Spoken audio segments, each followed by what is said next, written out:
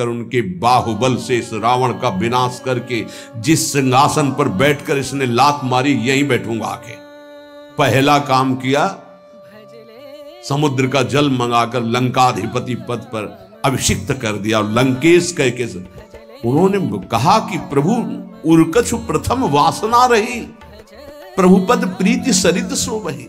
प्रभु आपके चरणों के दर्शन से कोई कामना नहीं। तो भगवान कहते नहीं, पहले कामना की थी उसकी पूर्ति ले।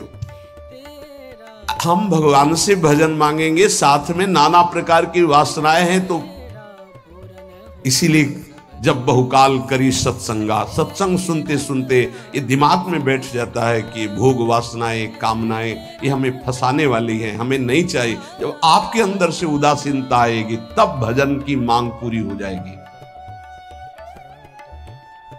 कभी कभी भगवान का गुणानुवाद करके एकांत में रोया करे साधक। कभी रोना आता है अपने इंद्रिय और मन के विलास की पूर्ति ना होने पर। इतने मोटे मोटे आंसू गिरते, तब लगता है कितने कीमती आंसू कितने घटिया जगह में गिरा रहे हो। अरे इन्हीं से प्रभु को खरीद लेते हैं। अगर उनके लिए रो देते तो इतने करुणामय है वो कि आपको आभास होने लगता। भले हम अंतःकरण उस कोटि की व्याकुलता नहीं कि मेरे प्रभु हम पर कितनी कृपा कर रहे हो, अगर हृदय से उनको पुकारे तो निश्चित वो अनुभव में आ जाते हैं। छोटी छोटी बातों में लोग रो देते हैं, ऐसे रो देते हैं, मोटे मोटे आंसू चल रहे बात में ऐसे। और प्रभु की चर्चा हो जाए घंटों, कोई फर्क नहीं पड़ेगा। ये तो आश्चर्य लगता है।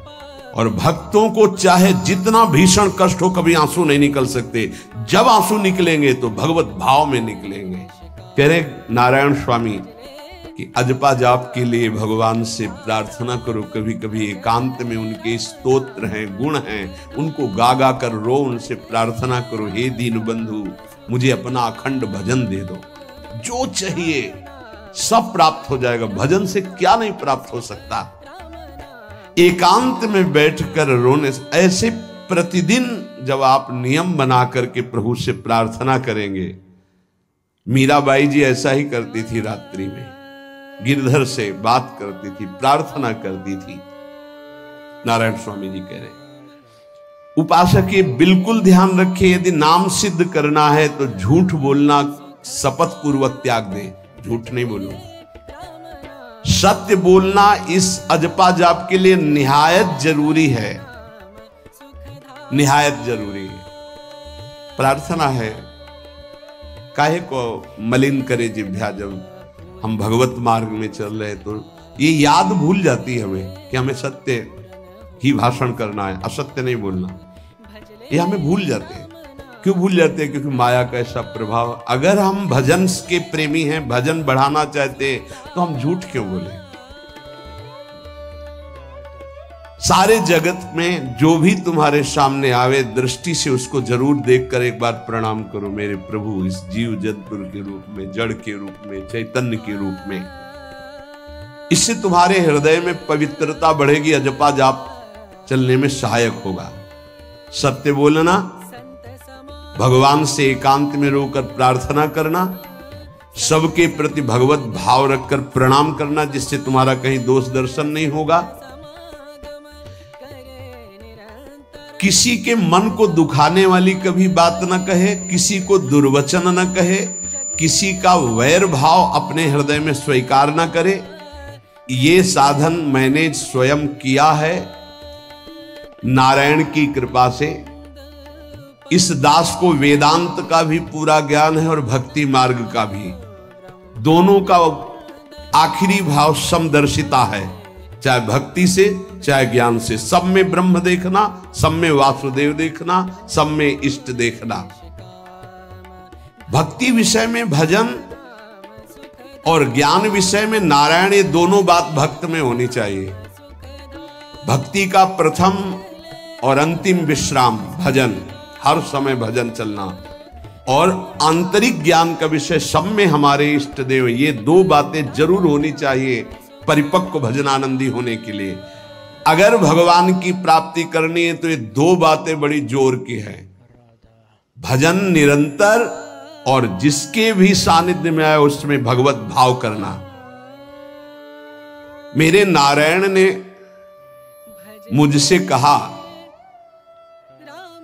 वो फरमाया कि उनके पीछे पीछे मैं चलता हूं जो मेरे ऐसे भजन करने वाले भक्त होते हैं। और श्री कृष्णचंद्र जी ने दयालुता में भागवत में कहा, अनुब्रजाम में हम नित्यम पुयत्यंगुरेण भी। मुझे बहुत रोना आता है बात सुनकर के कि दास की चरण रज के लिए स्वामी पीछे पीछे डोलता है।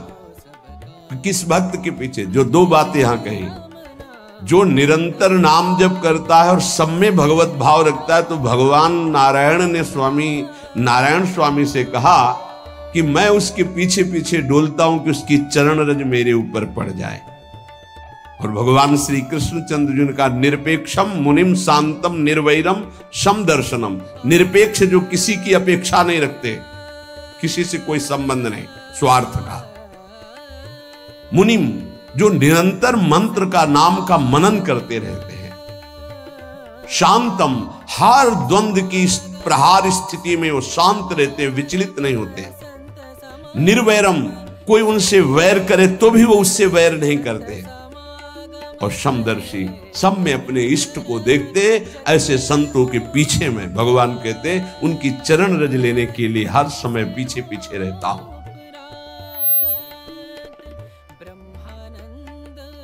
अहिंसा परमो धर्मा शास्त्रों में वर्णन किया गया है। इसलिए किसी भी जीव को कष्ट नहीं पहुंचाना है। गर्दन झुका करके रास्ते में चलना सीखो कि नीचे कोई जीव तो नहीं दब रहा हमारे पैर से। शरीर को सावधानी पूर्वक, किसी को दुख न पहुंच जाए मेरे शरीर से। वाणी को संभाल कर किसी के हृदय में बाग बाण ना लग जाए, वाणी का बाण ना लग जाए। बाहर का प्रहार तो सहा जाता है, लेकिन जब हृदय में शब्द चुभता है वचनों का, ये बाण खरकता रहता है। किसी भी जीव को कभी मारना नहीं, वो तुम्हें नुकसान नहीं पहुंचाएगा। गीता वाटिका में सांप निकला, फण वाला कोबरा। राधा बाबा ने कहा, देखो अभी केवल हमने देखा है, अगर और लोग देखेंगे तो आपको पीड़ा पहुंचा सकते हैं। इसलिए एक लकड़ी उठाई और कहा, मैं रास्ता बना रहा हूं, आप इधर से चले जाओ। ऐसे किया सांप।